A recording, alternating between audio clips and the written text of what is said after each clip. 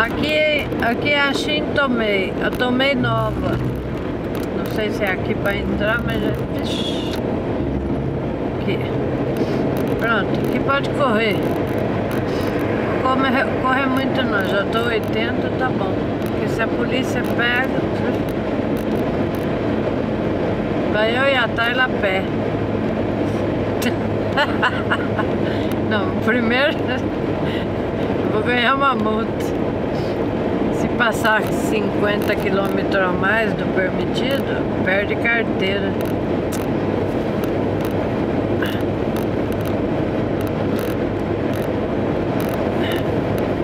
Isso aqui é a Shin-Tomei. Beleza de estrada.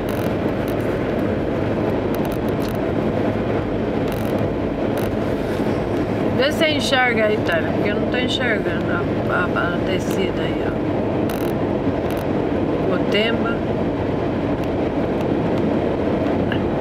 Enxergou? Nagaizumi, Daveri, Gotemba, Tóquio. Gotemba qual entrada?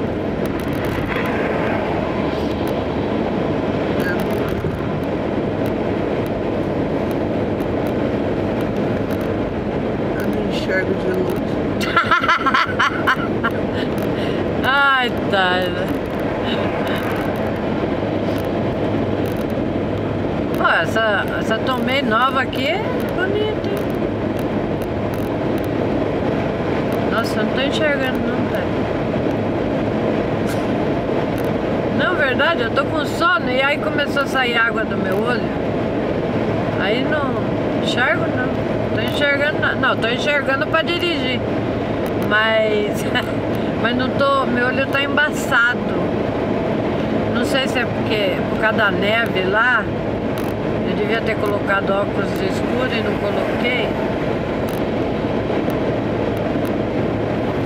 Ó, tá mais de 80. Mas aqui você não percebe, Tayla. Você vai, o pé vai. Ah.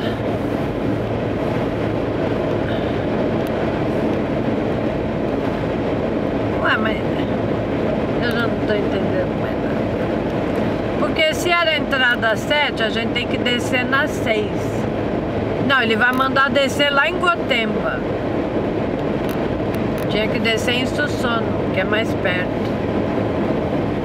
Entendeu? Mas aqui ele vai mandar descer em Gotemba.